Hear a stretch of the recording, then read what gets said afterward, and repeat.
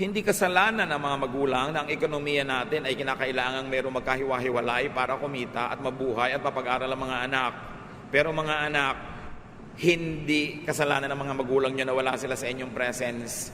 Kaya nga sila wala para kayo buhayin. So don't make them feel guilty for not being there in your graduation kasi wala ka naman pang-enroll kung hindi siya nag-abroad. Don't make them feel guilty na wala siya sa bawat birthday nyo o ganitong okasyon. Hindi niya gustong wala siya doon. Nauobliga lang siya at mahihirap din sa kanyang loob na wala siya. So, pag nagbabakasyon ang inyong magulang, mga anak ng OFW, hindi magulang nyo lang may tungkulin na pasayahin kayo. Tungkulin nyo rin na pasayahin sila.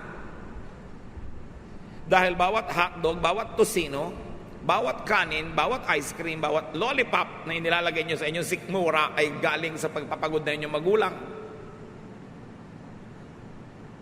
Hindi yung parang akala mo malaki pa ang pagkukulang nila. Daddy, wala ka ng birthday kung...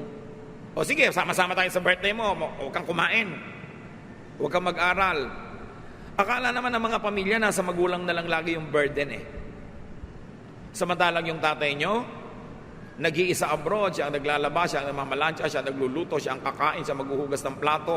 Pag may lagnat siya, siya din ang naglalagay ng sukang iloko kung meron man, sa kanyang noo. At lahat ng pera ay pinapadala sa inyo, pero wala siyang alaga ng asawa, walang alaga ng anak. Tapos pag uwi, siya pa ang manunuyo. Parang mali yata yun. Siyempre, mga nanay naman, dapat at yung kakain kayo ng inihaw na bangus, may picture yung tatay doon sa table. O mga anak, kaya tayo may inihaw na bangus at may sausawan pa tayo dahil ang tatay nyo nasa abroad. Pasalamat kayo sa kanya. Pag uwi niya dito, kung pinapagalitan kayo dahil mali ang behavior nyo, tanggapin nyo dahil aman nyo siya. Hindi yung nanay, kamping-kampi sa anak. Pag uwi ng tatay, magkakampi yung mag-iina, parang outsider si tatay. It's unfair. Dapat may pananagutan sa bawat isa. So kahit na hindi kayo lagi nagkikita, pag may nakita ang tatay na maling behavior, dapat hindi siya mangingiming itama ka kasi duty ng tatay yun